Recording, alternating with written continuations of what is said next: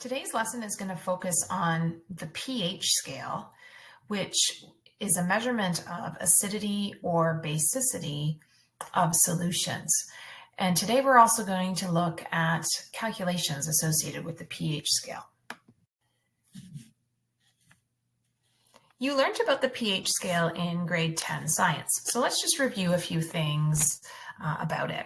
Remember that the term pH stands for power of hydrogen. And what this means is that it is a numerical reflection of the concentration of hydrogen ion, or now that we know about it, the better term, hydronium ion, that exists in acidic or basic solutions. But it only measures hydrogen ion. So we know that there are hydroxide ions that exist from bases. So there's also a pOH scale that measures the power of hydroxide ions in a solution. And we'll be talking about that in a second. The pH scale is more common. So most people are familiar with the pH scale. Very few people actually have heard of the pOH scale unless you are studying chemistry. So a reminder that the scale, and both of them, would run from 0 to 14. Sometimes students think it starts at 1, goes from a pH of 1 to 14. No, it goes from 0 up to a pH of 14. We know that a pH of 7 is neutral. Okay, so pH of 7 is neutral, and this is pure water. It says blood there. Blood is actually slightly basic at about, I think it's 7.2 or 7.4.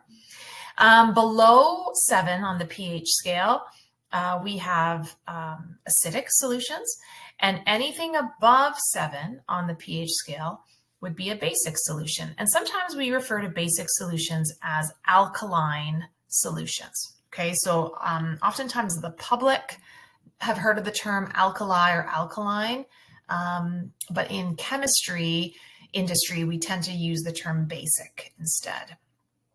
Now, the pH scale is what we call a logarithmic scale. And you have probably not studied logarithms yet. I think this is a grade 12 idea.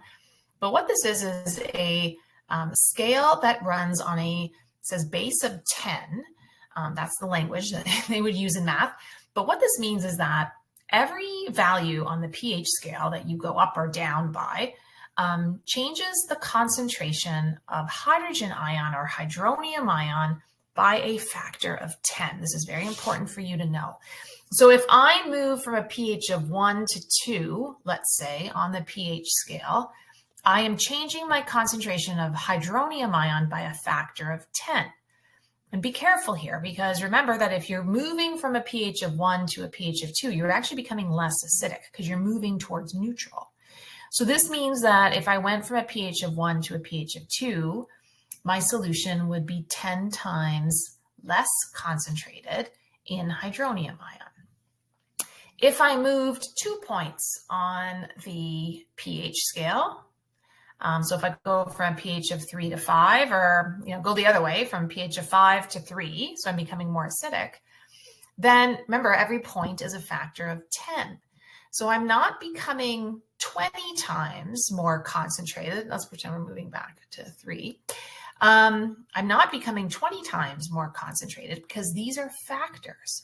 So it would be a factor of 10 times here, and then another factor of 10. So it's actually a total of 100 times, either more acidic or more basic if you move 2 points on the pH scale. When you look here at the pH scale, they've given you lots of good examples of items that are acidic or basic. And a couple things to note, even when you're looking at something like pop right here, which is fairly acidic. Okay, actually, when you drink pop, they recommend that you don't chew anything for about an hour after, because it is so damaging to your enamel in your teeth, which is basic. So when you look at a solution of pop, what you're going to notice here is you're going to see some hydroxide ions floating around. And conversely, when you're looking at oven cleaner down here, which is like very, very strong sodium hydroxide, this is the base that they use in Easy Off oven cleaner, you're going to notice a few hydrogen ions or hydronium ions.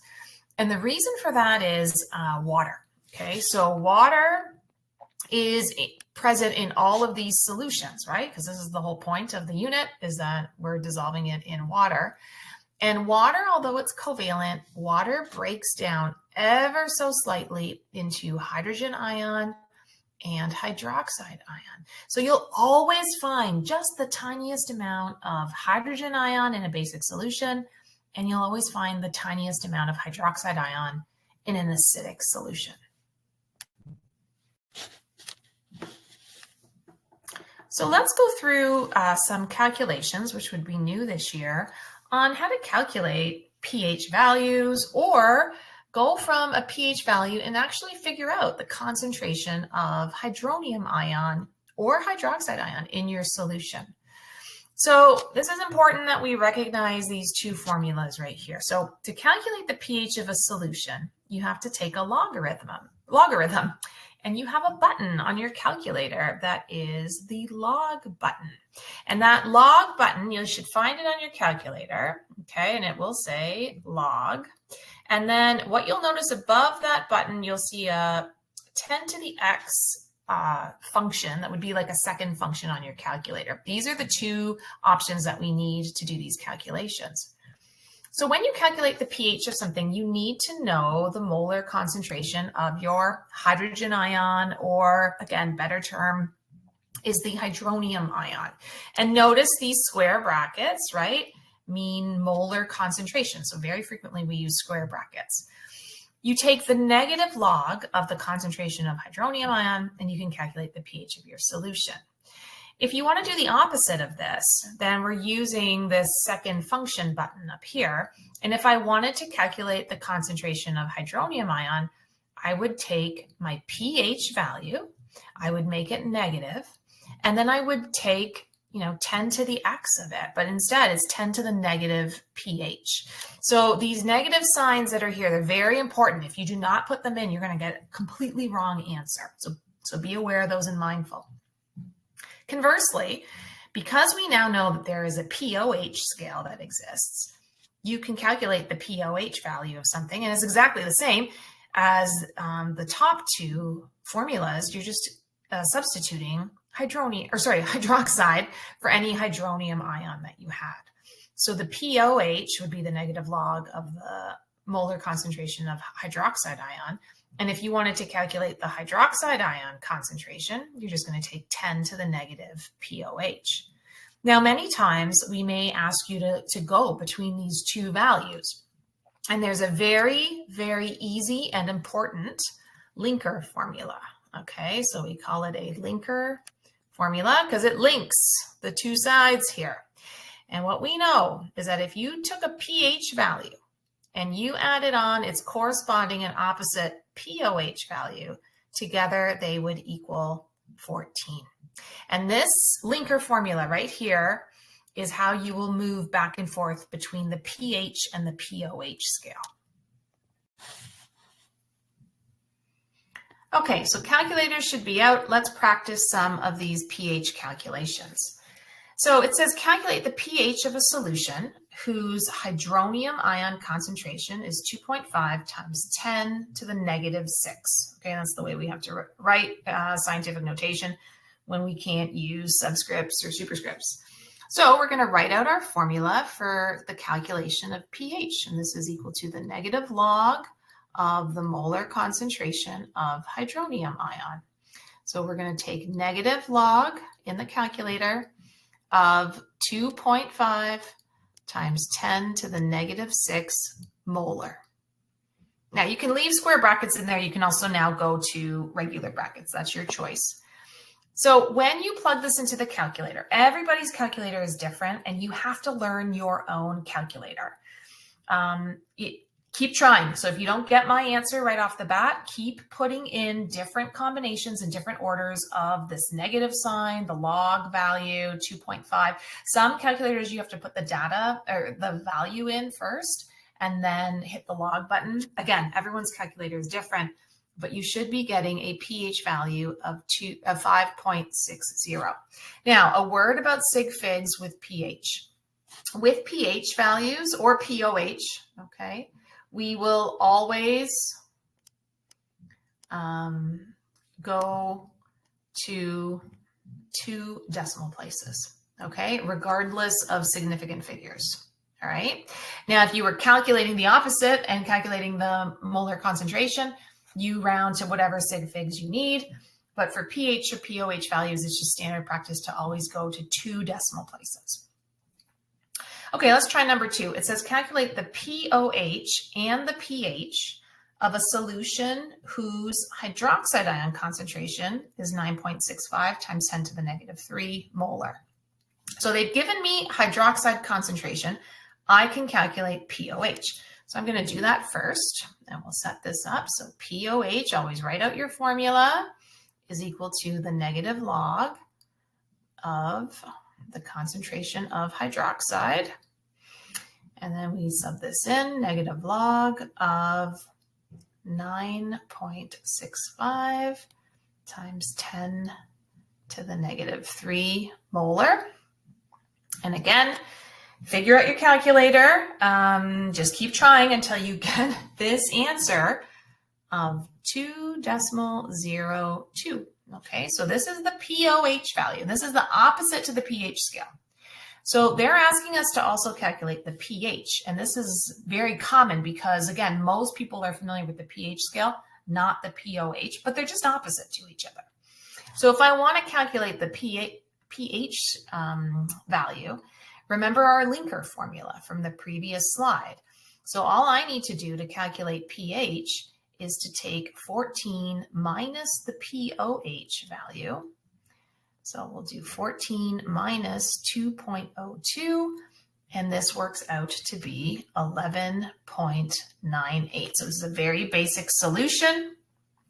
And this is why we have a decent concentration of hydroxide ions, because it's the base. Let's try another calculation using some of those other formulas that we saw. So this is asking, what is the concentration of hydroxide ion in a solution of pH 2.68? So I cannot use this pH value with a hydroxide ion formula. So the concentration of hydroxide ion is taking 10 to the negative pOH. That's the only way I can calculate that value. So I need to have a pOH value, and I don't have that right now, but I can calculate it. So I'm just going to number my steps. I'll start over here, and I'm going to calculate pOH by taking 14 minus the pH value that they gave us. So 14 minus 2.68 gives me a pOH value of 11.32. So then I'll come over here and we'll number this now to step 2, and we're going to take 10 to the negative 11.32, and then we're going to get a value here of 4.79 times 10 to the negative 12, very small, molar for my hydroxide ion concentration. And this makes sense. Look at this pH value. It's pretty low on the pH scale. It's very acidic. So it makes sense that I have a very small concentration of hydroxide ions present. The fourth example, we're going to get you guys to try this on your own. So it says calculate the concentration of hydronium in a solution whose pOH is 3.64. So remember here, the only way to calculate hydronium ion, you have to have the pH value. You don't have it, but you can calculate it quite easily by using that linker formula and converting pOH over to a pH value and then moving on from there. The answer you should be getting here when you do your calculation is a concentration of hydronium equaling 4.37 times 10 to the negative 11 molar or moles per liter. Okay, so give that one a try.